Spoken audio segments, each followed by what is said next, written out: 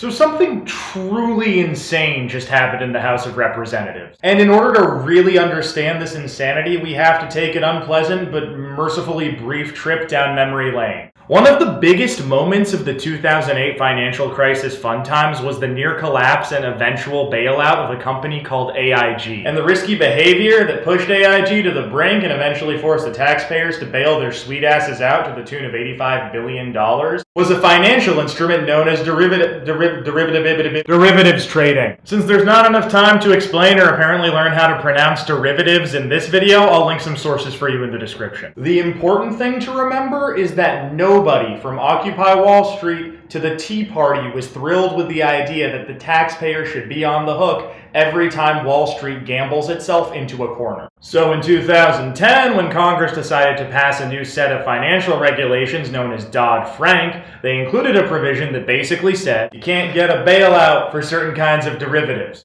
Just certain kinds, not even all of them. And this brings us back to the insanity that I was talking about all the way 1 minute ago. Because the House of Representatives just passed a bill that would get rid of this no bailouts for derivatives rule. This didn't happen because of some massive public demand. Most Americans haven't even heard of derivatives trading, let alone ask their congressmen to deregulate it. This happened because big banks wrote this bill.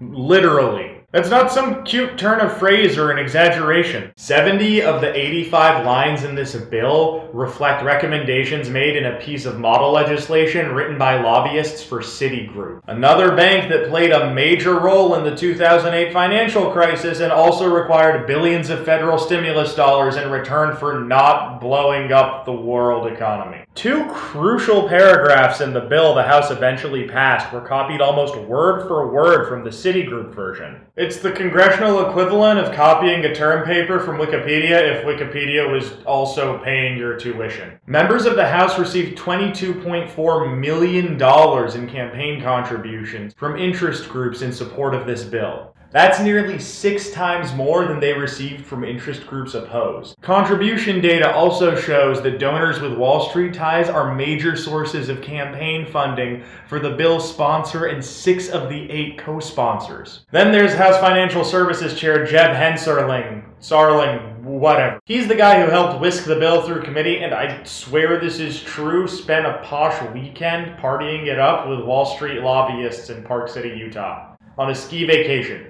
They go skiing together! I could go on about how Wall Street has spent $50 million on lobbying expenditures in 2013 alone, or how one of the co-sponsors of this bill, Representative Jim Hines of Connecticut, used to work on Wall Street as an executive for Goldman Sachs. But I think most of you are already noticing a theme developing here. At a time when economic growth is still stagnant and there's issues to deal with, from the national debt to the fact that 1 in 5 children in this country is still born into poverty, your intrepid congressmen are instead working on this. Your House of Representatives just passed a bill designed to roll back protections put in place after the last financial crisis that was literally written by lobbyists for the people who caused the last financial crisis. This bill was sponsored by a bipartisan group, 5 Republicans and 4 Democrats, and all of them depend on Wall Street to fund their campaigns. Journalists and pundits may continue to dance around the issue with euphemisms like insider culture or influence peddling, but this wholesale purchase of the legislative process by special interests